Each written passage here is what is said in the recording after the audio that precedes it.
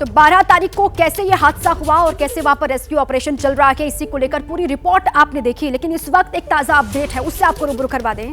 Auger machine से कहा जा रहा है कि सुरंग से ड्रिलिंग का काम वहां पर लगातार किया जा रहा है। सुरंग में ड्रिलिंग का काम किया जा रहा है ऑगर मशीन से। 6 विकल्पों पर एक साथ वहां पर रेस्क्यू ऑपरेशन चल रहा है। जो फंसे हुए लोग हैं उन तक खाना और ऑक्सीजन लगातार पहुंचाया जा रहा है। जरूरी सामान उन तक लगातार पहुंचाए जा रहे हैं पाइप के जरिए। सुरंग के भीतर फंसे सभी 41 लोग जो हैं वो सुरक्षित हैं, ये राहत वाली बात है। ऑक्सीजन और खाना पानी उन तक पहुंचाया जा रहा है। 6 विकल्प हैं जिन पर काम हो रहा है, उन पर फोकस किया जा रहा है। सिलक्यारा सुरंग जहां पर यह हादसा हुआ 12 नवंबर को दिवाली के दिन, और तब से ही लगातार रेस्क्यू ऑपरेशन वहां पर चल रहा है। और अब 6 विकल्पों पर, कल भी आपने केंद्रीय मंत्री नितिन गडकरी को सुना, उन्होंने कहा कि 6 विकल्पों पर काम लगातार हो रहा है। आइए सीधे आपको ग्राउंड पर लिए चलें। दीपक रावत मेरे साथ ही वहां से जुड़ चुके हैं। दीपक, सबसे पहले इस वक्त की ताजा अपडेट जरा दर्शकों को दीजिए। किस तरीके से वहां पर रेस्क्यू ऑपरेशन चल रहा है? क्या वहां पर जो एक्सपर्ट की टीम है वो इस वक्त बता रहे हैं सुरक्षित है? हमारे जितने मजदूर वहां पर फंसे हुए हैं उन तक संपर्क हो रहा है लगातार? जी, पहली बात तो यही कि 41 लोग जो अंदर फंसे हुए हैं वो पूरी तरह से सुरक्षित हैं। उन तक खाना, पानी, ऑक्सीजन सब पहुंच रहा है।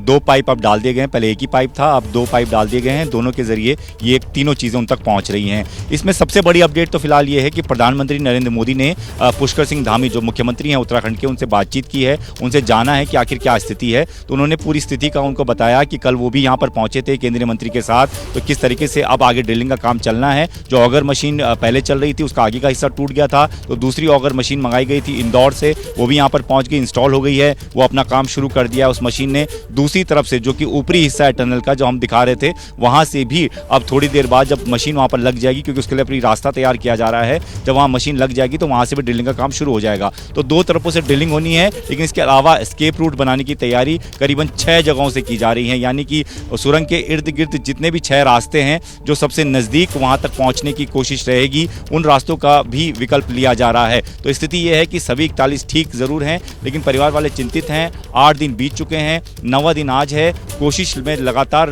रेस्क्यू टीमें लगी हुई हैं, लेकिन सफलता अब तक नहीं मिल पाई है। यही वजह की थोड़ी चिंता जरूर है, लेकिन जब उनके परिजनों से बातचीत हो जाती है जो अंदर फंसे हुए हैं उस पाइप के जरिए, तो थोड़ी बहुत सहानुभूति। परिवार वालों को चिंता होनी लाजमी है। सांसों का इस संघर्ष वहां पर चल रहा है। आप बता रहे कि लगातार ड्रिलिंग का काम वहां पर हो रहा है।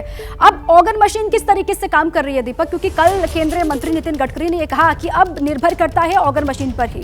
अगर सही तरीके से वो काम करेगा तो 2 से 2.5 दिन में मजदूर सकुशल बाहर निकल आएंगे, ऐसे उन्होंने कहा था। जी बिल्कुल, जो टनल का जो शुरुआती हिस्सा है, जिस तरफ से ये मलबा गिरा था, वहाँ पर से ऑगर मशीन काम कर रही थी। 2 दिन से वो मशीन बंद थी क्योंकि उसके ऊपर मलबा गिर गया था, उसका आगे का हिस्सा टूट गया था। लेकिन जब दूसरी मशीन बुलाई गई, उस हिस्से को जोड़ा गया, तो उसने काम शुरू कर दिया।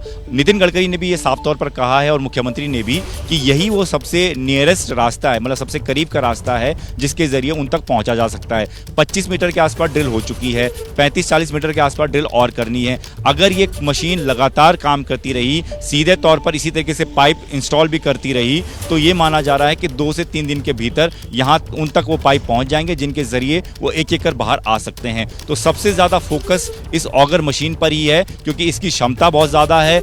विदेशी मशीन है, अमेरिकन मशीन है, अमेरिकी एक्सपर्ट से भी बातचीत हुई है, क्योंकि जिन्होंने इस मशीन को बनाया है, निर्माण किया है, वो भी इसके बारे में लगातार जानकारी दे रहे हैं। हार्ड रॉक्स को भी ये मशीन ड्रिल कर सकती है, लेकिन कोई मशीनें, जैसे कि अगर लोहे की कोई बड़ी मशीन अगर बीच में आ जाएगी तो उसको ये मशीन ड्रिल नहीं कर पाएगी। तो उसके लिए ये किया जाएगा कि जो पाइप लगाए गए हैं उसके जरिए किसी एक शख्स को अंदर भेजा जाएगा, वो गैस कटर के जरिए उस मशीन को काटेगा, रास्ते में जो भी लोहे की चीज होगी, और उसके बाद फिर रास्ता बनाएगा। तो इस तरीके से ये पूरी कवायद चल रही है। जैसे ही घड़ी का काटा दोपहर 2:30 पे आए, बबीता जी का दिल सास बहू साजिश के लिए मचल जाए। और ये है इनकी बहू, पूरे दिन ऑफिस की टेंशन हो जाए गॉन जब ये करें अपना फेवरेट शो फ्री टाइम पे ऑन।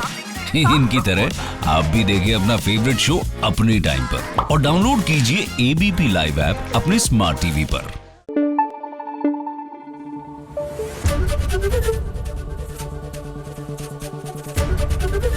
एबीपी न्यूज आपको रखे आगे।